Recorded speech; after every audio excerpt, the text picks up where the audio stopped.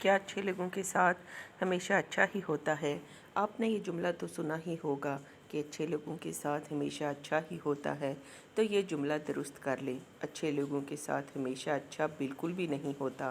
آقائے دو جہان، جن کے لیے یہ کائنات تخلیق کی گئی، ہمارے پیارے رسول حضرت محمد صلی اللہ علیہ وآلہ وسلم کی زندگی بھی آسان تو نہ تھی۔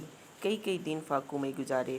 حضرت یوسف علیہ السلام بہت اچھے تھے، لیکن ان کے اپنے بھائیوں نے ان کے ساتھ اچھا نہیں کیا، انہیں کنویں میں پھینک دیا۔ پھر اس وقت کے سب سے پاکیزہ اور پاک دامن انسان پر بدکاری کی تہمت لگ گئی۔ سب سے زیادہ ایماندار ہونے کے باوجود بھی جیل جانا پڑا۔ تو ہو سکتا ہے کہ آپ بہت اچھے ہوں، لیکن دنیا میں آپ پر مصیبتوں کے پہاڑ ٹوٹ رہے ہوں، لوگوں نے آپ کا جینا مشکل کیا ہوا ہو۔ اسی لیے اللہ تعالیٰ نے قرآن پاک میں نبیوں کے واقعات ہمیں سنائے، تاکہ ہمیں تسلی ہو کہ ان معصوم پیغمبروں کی زندگیاں بھی آسان نہیں تھیں، بلکہ کتنی تکلیف سے بھری ہوئی تھیں۔ تو آخر کیوں پیغمبروں کی زندگیوں میں اتنی تکالیف تھیں؟ کیونکہ دنیا جزا اور سزا کی جگہ ہے ہی نہیں۔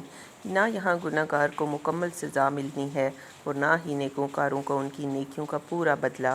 حساب و کتاب کی جگہ تو میدان حشر ہے، وہاں ہر اچھے کے ساتھ اچھا ہوگا۔ جزا اور سزا کے فیصلے تو وہاں ہوں گے۔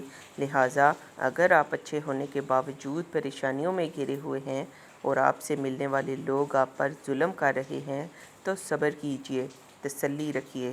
ایک دن آئے گا جب اللہ تمام حساب کتاب برابر کر دے گا۔